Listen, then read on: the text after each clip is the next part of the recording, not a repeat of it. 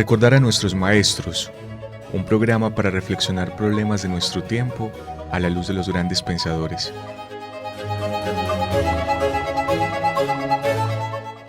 Dirección: Carlos Mario González, profesor de la Universidad Nacional de Colombia, sede Medellín.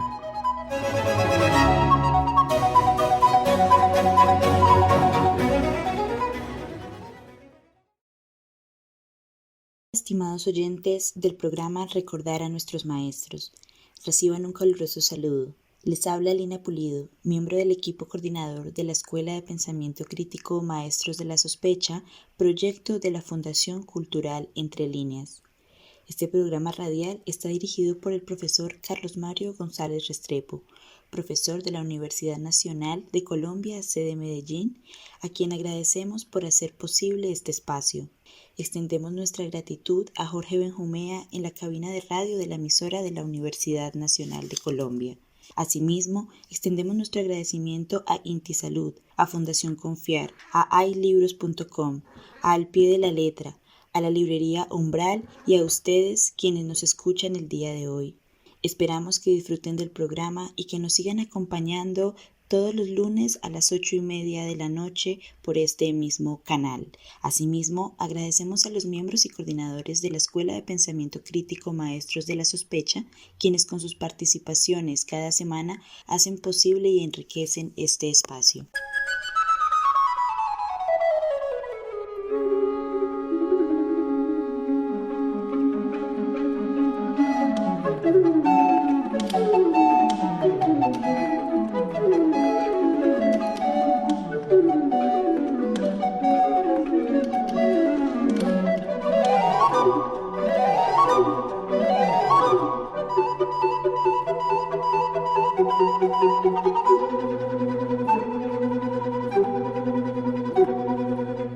Después de esta pausa, iniciamos un nuevo ciclo que busca pensar el concepto de la moral y sus implicaciones en la vida personal y colectiva, de la mano de los tres maestros de la sospecha, Marx, Nietzsche y Freud.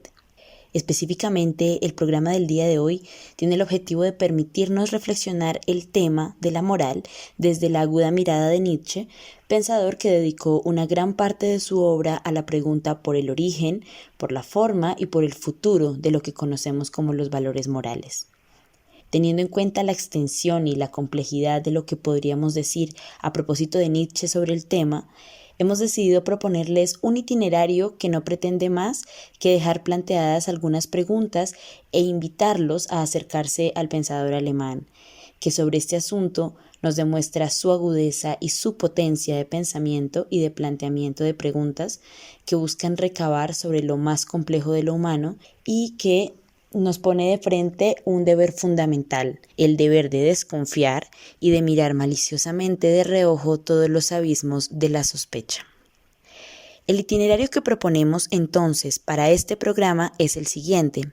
Primero, abordaremos el tema del concepto de la moral propuesto por Nietzsche. En un segundo momento, el origen de los valores morales que rastrea Nietzsche para trazar también este tercer punto, que es su propuesta, la transformación del sistema de valores. Empecemos entonces. Partamos entonces del concepto de moral que hemos abordado a lo largo del trabajo de la Escuela de Pensamiento Crítico Maestros de la Sospecha desde el texto Más allá del bien y del mal de Nietzsche, y donde este define que toda voluntad consiste sencillamente en mandar y en obedecer, sobre la base de una estructura social de muchas almas, y que por ello un filósofo tiene el deber de considerar la voluntad desde el ángulo de la moral, entendida la moral como doctrina de las relaciones de dominio en que surge el fenómeno vida. Eso quiere decir que la moral estaría determinada por unos que han decidido qué sería lo verdadero y qué sería lo falso, qué sería lo malo y qué sería lo bueno, qué sería lo justo y qué sería lo injusto, y que eso se ha instituido como una certeza para que otros obedezcan. Por tanto, dice Nietzsche, la certeza en creencias inmediatas es una ingenuidad moral. Aparece entonces, al intentar definir la moral, la pregunta por la relación entre la moral y la verdad. Nietzsche se pregunta ¿qué es lo que nos fuerza a suponer que existe una antítesis esencial entre verdadero y falso? Y si no basta con suponer más bien grados de apariencia, sombras y tonos generales, algunos más claros y otros más oscuros, de la apariencia con valores diferentes. En este punto debemos ser muy cuidadosos y no hacer una lectura falseada de la relación que establece Nietzsche entre moral y verdad, porque cuestionar la unicidad de la verdad no significa que todo pueda ser asumido como válido y verdadero, porque si todo es verdadero, nada lo es, sino, como destaca Michel Foucault en su lectura del pensador alemán, significa más bien que no hay naturaleza, ni esencia, ni condiciones universales para el conocimiento, sino que este es el resultado puntual de condiciones que no son del orden del conocimiento, que el conocimiento es más bien un efecto o un acontecimiento que puede ser colocado bajo el signo del conocer, que no es una facultad y tampoco es una estructura universal, aun cuando utiliza ciertos elementos que pueden pasar por universales. Este conocimiento sería más bien el orden del resultado, del acontecimiento y del efecto. Es decir, no podríamos decir que no es que no haya verdad, sino que más bien no existe una verdad por naturaleza o por esencia. Haciendo esta claridad, podemos volver sobre la afirmación de Nietzsche de que la moral ha estado fundamentada en principios no verdaderos, que se ha intentado sostener sobre una idea de divinidad, una divinidad que es en realidad un invento humano para resguardar los intereses de una casta con perjuicio de otra. Aquí entonces la autenticidad del origen de los conceptos morales tendría para Nietzsche su cuna en esa antítesis natural que es la relación que se da entre los fuertes, los vigorosos, los libres y los débiles, enfermos y esclavos. Por tanto, la moral en Nietzsche estaría cargada de un ataque y de una negación a esa moral tradicional y más bien a una propuesta de elevación de los valores biológicos y de los valores naturales. Nietzsche logra pasar de una simple manera de ver el mundo a un modo de estar en el mundo, sacando de eso que él llama su propia enfermedad, es decir, del hecho de haber vivido y de ser parte de una época, el mejor remedio para curarla y para superarla. Así Nietzsche se eleva como saliéndose de sí mismo para ver más allá, para desenmascarar los instintos humanos ocultos tras la cortina de los valores que se han puesto como verdaderos y que jamás se han puesto en cuestión, y el deseo de este pensador va más bien hacia poner al descubierto todo ese engaño, toda esa falsedad en la que ha vivido la humanidad. Para que entonces cerremos el tema del concepto de la moral, podríamos decir que la moral sería entonces la obediencia a un sistema de valores establecidos como verdaderos a través de unas relaciones de dominio de unas castas sobre otras castas. Por esto, según Nietzsche, habrían dos tipos de moral: una de carácter ascendente, de la vida poderosa, fuerte, que es propia de los señores, y la otra de carácter descendente, es decir, de la vida impotente, de la vida débil, que sería la moral propia de los esclavos. El primer tipo de moral es el que debe prevalecer, el que se debe imponer y debe reinar, de modo que hay que eliminar la moral que es descendente porque empobrece, degenera y daña la vitalidad de la humanidad. Y solo considera y fomenta la pobreza, la debilidad y la enfermedad, la obediencia, y es de ella de donde ha nacido la esclavitud, la pobreza y el miedo especialmente a la libertad. ¿De dónde proviene entonces este sistema de valores y cómo se instituyó como único y verdadero? Eso nos lleva al segundo punto de ese itinerario, el origen de los valores morales. En el apartado 32 de Más allá del bien y del mal, Nietzsche precisa que estaríamos ante tres momentos, ante tres periodos de la moral. Un primer momento, el periodo premoral, que sería el más largo de la historia. En ese momento, el valor y el no valor de una acción estaría derivada por sus consecuencias. Si las consecuencias son positivas o negativas para los individuos y las comunidades. En un segundo momento, que sería el periodo moral, ya no son esas consecuencias, sino la procedencia de la acción lo que decide el valor de esa acción. En este periodo aparece una primera tentativa de ese conócete a ti mismo. Se interpretó la procedencia como derivada de una intención y por tanto el valor de la acción residiría en el valor de la intención. No cabría aquí la sospecha de que el valor decisivo de una acción podría residir más bien precisamente en eso que sería no intencionado en ella, y que lo intencionado sería más bien solo la superficie que oculta más cosas todavía. Esta es una pregunta que además nos permite enlazar con otro de los programas de este ciclo, que será el programa a propósito de Freud y la moral. Pero esta es una pregunta muy interesante que se plantea Nietzsche: si realmente podemos fiarnos de la intención, porque en ese sentido la intención sería solo un signo que debe ser interpretado y que significa más de una cosa. Por tanto, la moral de las intenciones no sería más que un prejuicio o un asunto provisional.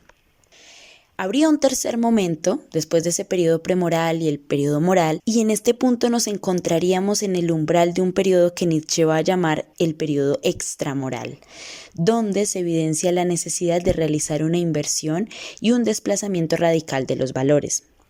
Sin embargo, antes de sentar las bases de esa inversión de valores, Nietzsche se interesa por preguntarse por los valores morales que imperaban en su época y que continúan imperando también en la nuestra. Y por eso se dirige la pregunta del origen a la moral cristiana.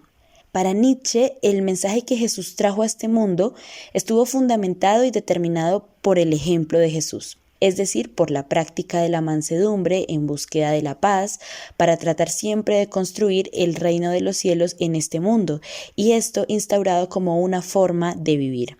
Sin embargo, a la muerte de Jesús, y especialmente en el tratamiento y el uso que de esta muerte hizo San Pablo, quien coloca esas bienaventuranzas como un premio prometido para después de la muerte, convierte a Jesús más bien en un redentor, en el Hijo de Dios que se sacrificó por los pecados del mundo. Por todo ello, Pablo representa para Nietzsche todo lo contrario de Jesús. Es quien cambia el sentido del mensaje evangélico original para poder construir una nueva iglesia y lo que se constituirá también como la religión cristiana. Para Nietzsche, el cristianismo se basa en el sometimiento, clasificando a los seres humanos en enfermos, débiles, miserables. Esos seres van a ser los seres buenos y los seres bienaventurados.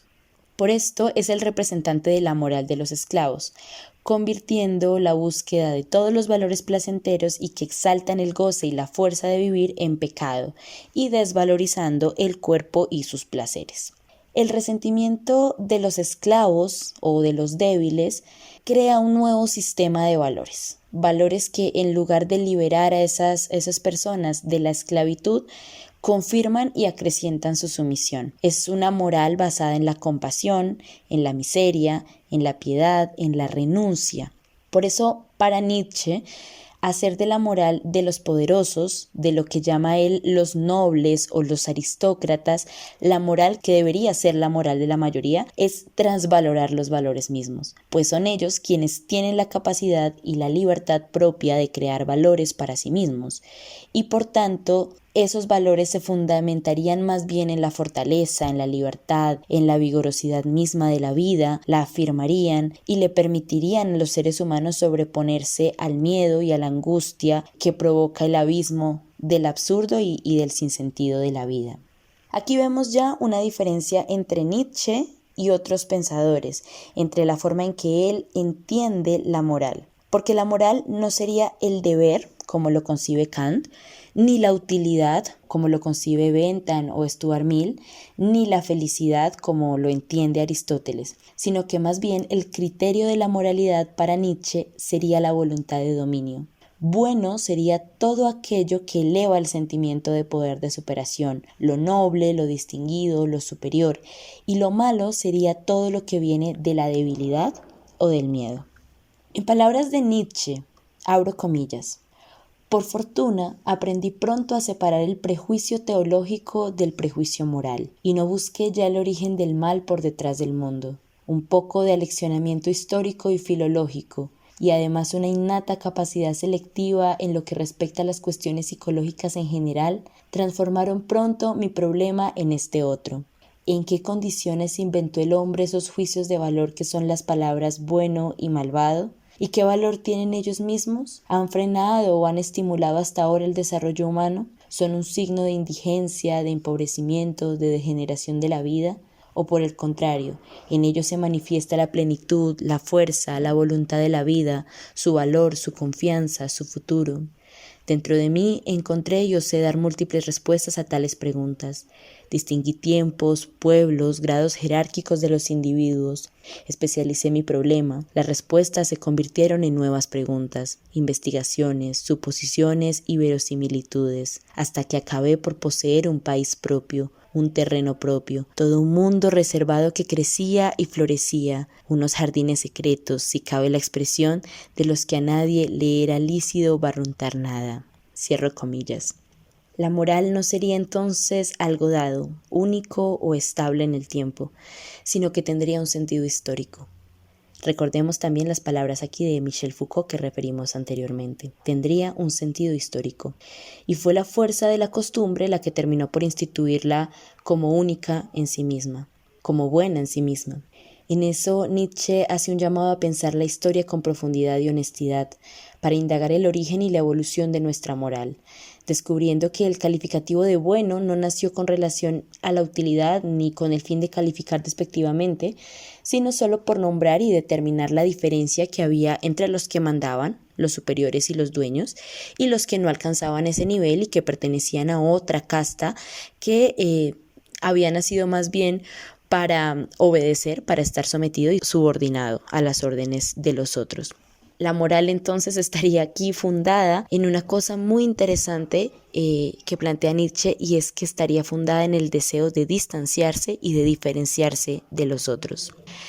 Se pregunta Nietzsche, ¿qué ocurriría si la verdad fuera lo contrario? De tal manera que justamente la moral fuese culpable de que jamás se alcanzase una potencialidad y una magnificencia sumas en sí posibles del tipo de hombre, de tal manera que justamente la moral fuese el peligro de los peligros.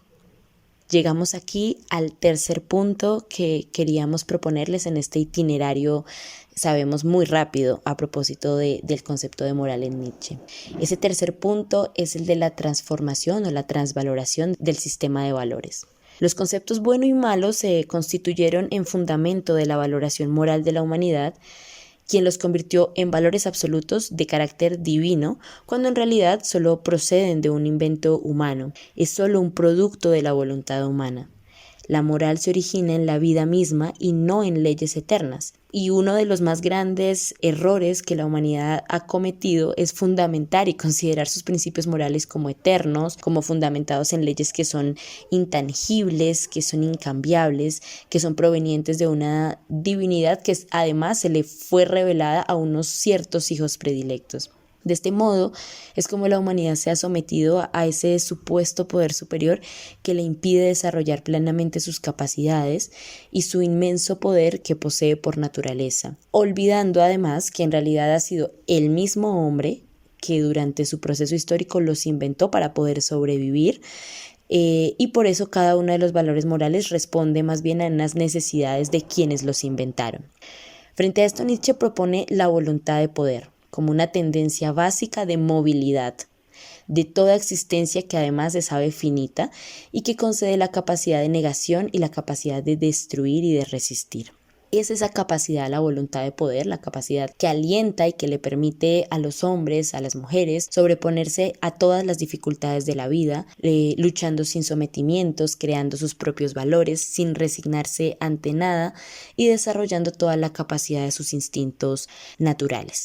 La moral que propone Nietzsche es una moral que se basa en la búsqueda de ese poder para luego, a través de su ejercicio, conseguir el progreso y la evolución en el ámbito espiritual, en el ámbito material de la vida de esos seres que son fuertes, esforzados, que son valientes y que se arriesgan. Su moral es una moral afirmadora de la vida y de los valores que deben predominar, que son aquellos valores que proporcionan placer en este mundo terrenal, no existen trasmundos, y no precisamente de esos valores que te permitirían de alguna forma hacer una vida en un mundo imaginario espiritual que estaría más allá del mundo terrenal. Para esto es inevitable, y de hecho Nietzsche no es el primero en afirmarlo, la muerte de Dios. Y la muerte de Dios constituiría entonces el rompimiento definitivo con todo lo anterior, la transmutación de todos los valores para la formación del nuevo hombre. Nietzsche, contrario a lo que se ha entendido y a lo que se ha querido transmitir, alude a Dios como el fundamento y el gran símbolo de Occidente en su afán por revertir los valores. Y por tanto el ataque de Nietzsche es contra la creencia. Y la referencia a Dios es más bien coyuntural y accidental en la medida en que Dios representa esa creencia.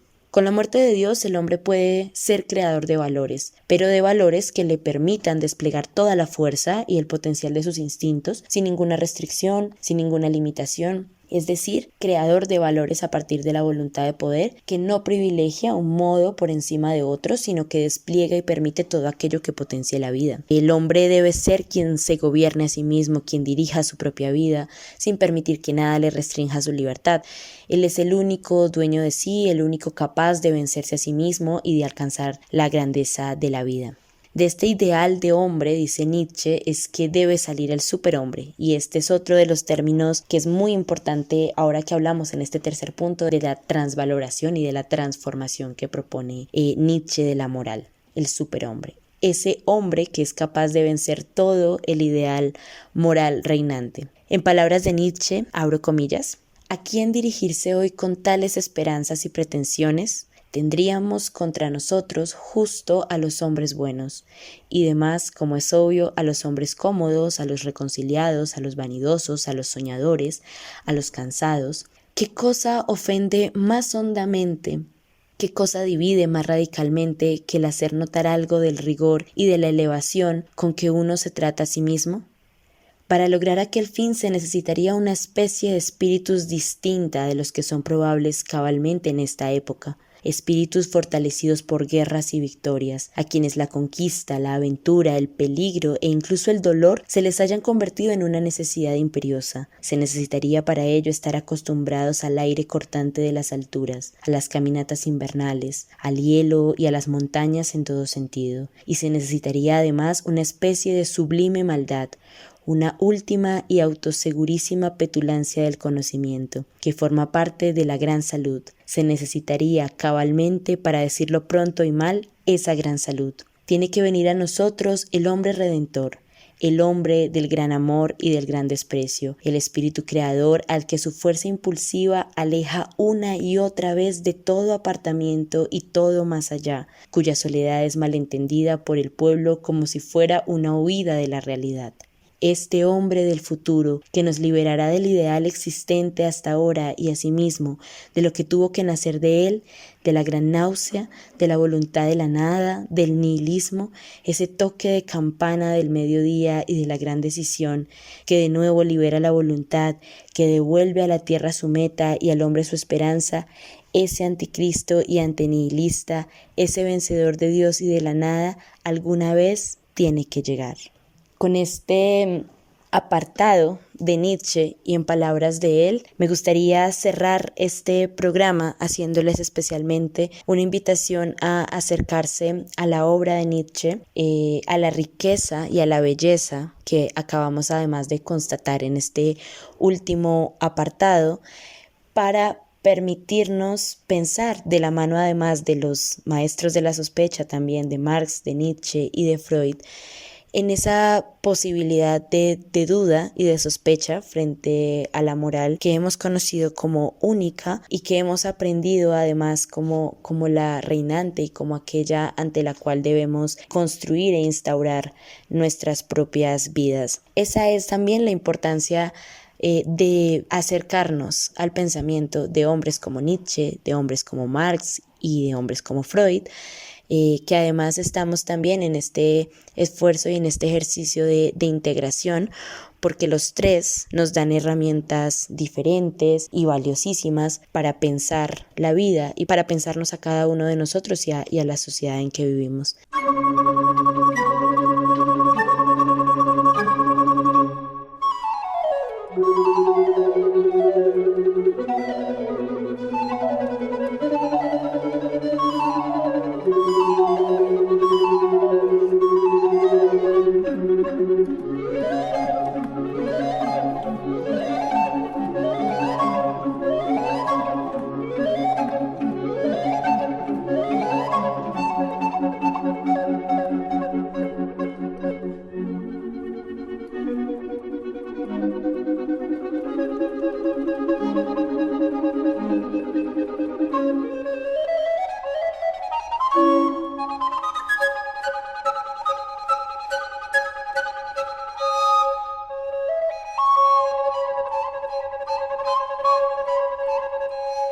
Entonces, con esto y con la invitación a acercarse a la obra de Nietzsche, de Marx, de Freud, así como de acercarnos a los espacios del arte que también están abiertos en la Escuela de Pensamiento Crítico Maestros de la Sospecha, y a escuchar los demás programas que hacen parte de este ciclo. Cierro este programa agradeciéndoles por su atención e invitándolos a continuar acompañándonos en las semanas por venir. Y espero que hayan disfrutado del programa.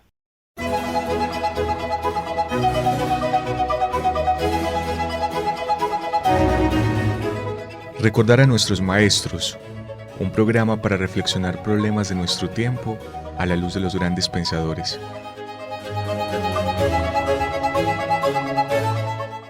Dirección: Carlos Mario González, profesor de la Universidad Nacional de Colombia, sede Medellín.